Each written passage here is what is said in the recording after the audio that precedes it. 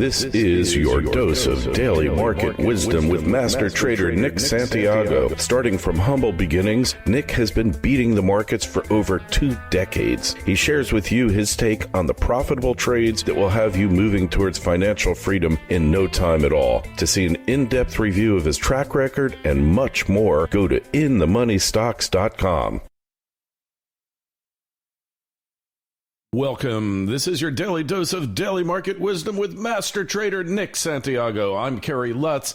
Today is 1/22/22, a great numerological formation for higher markets, perhaps. Well, Nick, markets weak, but looks like they're bouncing back. It does look like they're bouncing back. In fact, today, the S&P 500 went down and tagged its 200-day moving average. Now, that's a pretty significant level when you fall as sharply as we've been falling, and you go right into that level. That level was sitting right around 44.29 on the S&P 500, and that's a significant support level. And the markets are getting a bit off of that. They were negative in a big way early, and now they're slightly in the green as far as the Dow Jones goes, and the S&P 500 cash is basically flat as we speak. So big technical level hit today, and this is why you want to be a technical trader. If you saw that, you knew it, and you could probably make some money from it. But nice bounce today right off that 200-day moving average. I just want to point one thing out, Kerry. This is the first time the 200-day moving average on the daily chart has been hit going all the way back to June of 2020. So it's been that long of a rally that the market has not tested that key moving average. Today was the first time since June 2020. That in itself says a lot, doesn't it? It does. It does. And it just tells you now that the central bankers are not pumping in that liquidity into the system, it just shows you how quickly the markets can come back down. And, you know, while the 200 MA is a good level and probably a bounce level here for, you know, a little while, overall, I do believe, though, we will go lower. Well, I'm taking a different look on this, and I know we don't get into politics or anything else because it's technical, but if there was ever a time to like attack China with higher interest rates, economic warfare, you know what this is going to do to China, Nick. Yes, it will not be good for China at all if interest rates go up here. Yeah, it's going to, because their real estate sector dramatically weakened, cascading defaults. They're kind of having the equivalent to what we had with the subprime crisis. First it hits the crap, and then it hits the prime. And except that all of China's stuff was subprime, just nobody knew it. Right? That's right. What is Warren Buffett said? You never know who's skinny dipping until the tide goes out. That's right. You find out who's naked, who's swimming naked. Yeah, exactly. And that's what we're going to find out in China here. And will it lead to a whole cascading collapse of their entire economy? Is that the point of this, really, Nick? Well, you know, I don't think it is personally, and it could be. It could have a lot to do with it, and I wouldn't rule that out. But all I would say is that we have huge inflation here in the United States. If they don't, and this is all generated, I'm going to say 90% of it is generated by central bank money printing. If the central bankers don't cut that money printing, and they finally, you know, they're still printing money up until March. So they're still buying, you know, assets here, treasuries and mortgage-backed securities until March when they're finally going to end it. But they're just doing it a lot less now. But if they don't do it, look at what we're paying for, you know, gasoline. Look what we're paying at the store. You have shortages. You have all sorts of problems going on now, inflation related. So I think the central banks, if they want to hold any credibility, they have to raise rates, and they are just absolutely crushing the poor. So if you're a lower income person, you're just getting annihilated by this. You can't afford to go to Home Depot. You can't afford to put gas in your car. It's just crazy. And I know they say, you know, they talk about equality and all of that, but they might be the greatest they may be hurting the lower income people more than anybody. Hey, you know what the late great Reverend Ike used to say? The best thing you can do for the poor is not be one of them. Well, remember remember that? I'm going to agree with that. Kind of brazen, but you make the decision whether you're going to participate in the depression or not. Depression starts with a state of mind and then becomes a state of economy. Yeah, but everybody in this country is groomed to go get a job. Nobody's really groomed to go out and start a business, to go out and be an entrepreneur. I don't see any classes there. I have a son that's going into college soon, and he says, "Dad, where do I become an entrepreneur? Where do I learn how to run my own business?" I said, "They don't really have those classes. You have to, take these classes that they really tell you how to go get a job." And unfortunately, that's how society is structured. That's the setup right now. So people just don't have that opportunity. Hey, up until me, family was fourth generation entrepreneur. And none of my kids are entrepreneurs. I can't even believe it. It's shocking. They show signs they might want to do startups at some point. My kids are really together, but they believe in having a job. I mean, my daughter's worked her way up at a PR firm. One day she will be a partner there, so I guess she's as close to entrepreneur as we get. But anyways, let's get back to the matter at hand. So growth stocks are getting crushed. We're going to value, right? Value dividend. Yeah, that's where you had to be. You have to be in value dividend. That's ultimately the place to be. And in fact, if you take a look at the consumer goods names, they've been probably one of the strongest industry groups, and they remain very, very strong today as well. So again, I think in this environment, you still want to be in stocks that are defensive in nature. And I don't mean military defense like a Lockheed Martin, although that may not be bad either. But stocks out there that make soap, they make facial skincare products, things that you need. You're going to need tissue paper. You're going to need toilet paper. You're going to need paper towels. You're going to need soap, shampoo. I like those kind of names in this kind of environment. Hence, a Procter & Gamble, a Colgate, a Unilever, things like that are, consumer goods names, in my opinion. And then even telecoms to a fair degree. I own Verizon, things like that. Those are the stocks you can own here. Tech, if you're a savvy investor, you could play some bounces, but growth is what's going to get killed in this environment, especially as interest rates move higher. Nick, remember, you're a big market historian, but once upon a time there was the dividend discount model, and that's the way all stocks were valued. And somewhere along the line, tax policy and such, dividends fell out of vogue. But there's still companies that pay substantial dividends, the so-called dividend aristocrats, and I would also call them the dividend nobility, which are behind the aristocrats. They're going to come more in favor, and that's why the Dow is leading, right? That's right. That's exactly right. And when you have firestorms out here, the Dow is usually always going to be the strongest index. And one thing I've said on your show for years here is that when the Dow leads, that's when you better be very, very cautious. And the Dow is the strongest of the major indexes right now. Yeah, totally true. And yeah, that is the ultimate warning signal. So wouldn't it be funny if one day, people don't realize you've been in the market your whole life. I have, 50 years or so. And really, before this era of growth stocks and everything else, everything traded on dividend yield, potential future dividend yield. That's right. The dividend discount model said that a stock price, a share price, is based on the cumulative net present value of all future dividend flows of the stock. Now that thing is like irrelevant. But maybe it's going to come up. Hey, let's look at precious metals.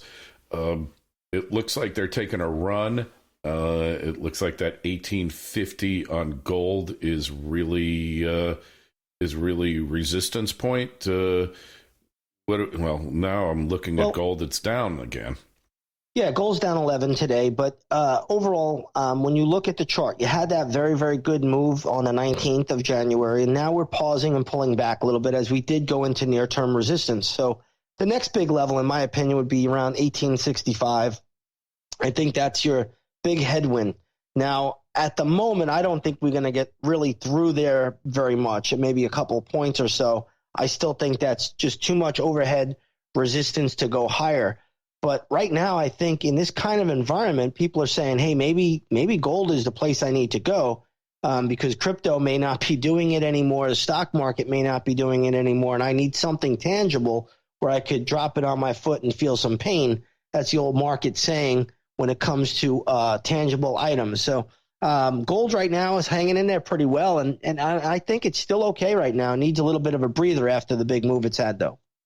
Yep. I think you're right. Little consolidation, but amazing how the strength kind of came out of nowhere. It was trading in this really narrow range for the past year. Silver, too.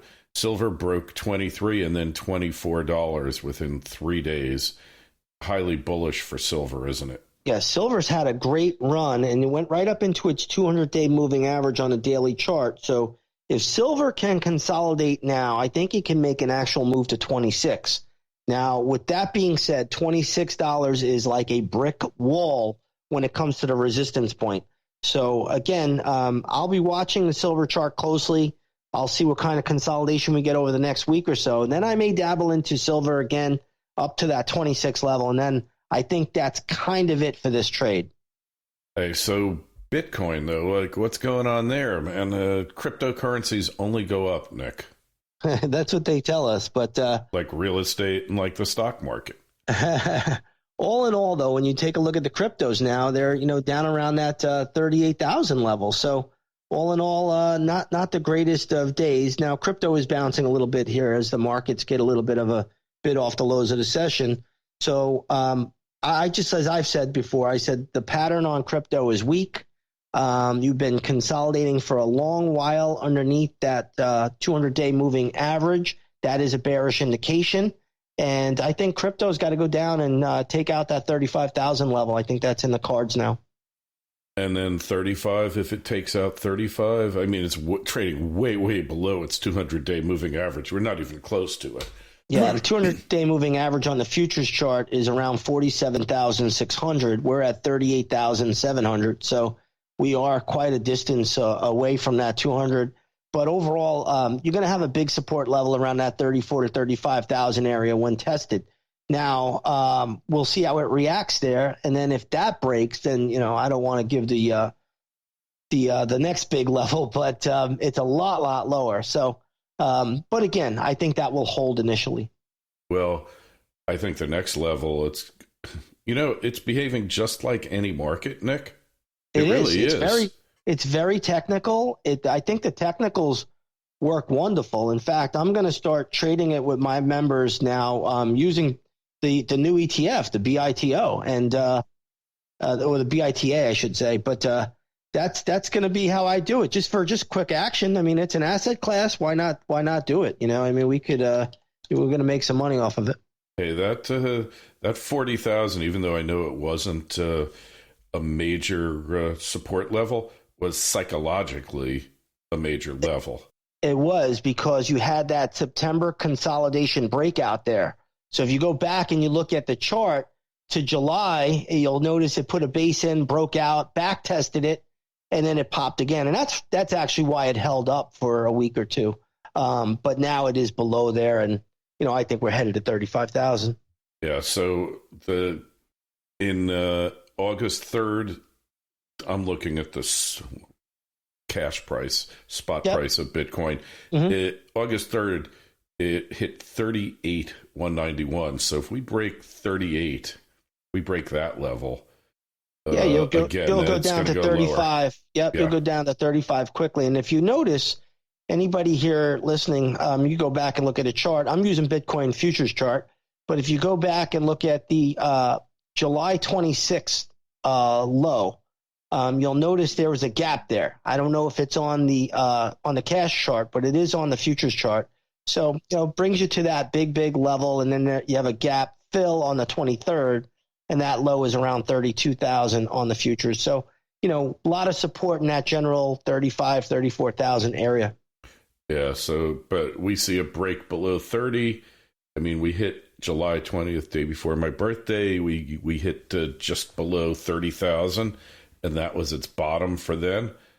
That double top, all these things were flashing signals, weren't they? Yeah, they were. But, the biggest signal of them all was the consolidation at the 200-day moving average. I mean, I don't think I think I started to talk about that on here right around early December. Yeah. So, I was telling everybody, hey, if you go sideways here, this is going to work its way down to 35,000, little pit stop at 40, but that's going to be minor. It won't last long. And everything is playing out. It's a very technical market. And I like that about it. I don't care about cryptos one way or the other. I don't believe in them at all. I think they're equal to the pyramid scheme that used to run in my mother's bingo hall when I was a little kid in Brooklyn. But, either way, they're technical. And if they're technical and there's an asset class, we'll make money on it. Hey, the prize here is, over the years been a lot higher than what your mom could have won at bingo. That's for sure. Yes, sure. but yeah, like I'm looking at the cash point 200-day moving average, exactly 47,000. When you're like trading, almost 20% under the moving average, that thing's not coming back. Well, Bitcoin could come back like instantly, but everything about Bitcoin is in the red right now. Yeah, all the average took out every single moving average. That's right. And now the daily chart trend is down. Price is trading below those key moving averages, so the trend is down, and the momentum is also signaling down to 35,000. A lot of times when you have these momentum type moves, what will happen is they'll be drawn to the next level like a magnet. And, that's why these levels are so important to take note of. Yeah. Well, I told you my theory on why there's been no governmental opposition to cryptos. Really none when you get down to it. Yeah, unless people have really stepped beyond the acceptable level. The reason why is because every politician's on the take, and I would love to do a survey of politicians to see how many of them have wallets, crypto wallets. They all have it. They all have it, right? All of them. Absolutely. And that's why there's been no blowback towards it, because they don't care about the country, the currency, anything else. All they care about is the balance in their wallets.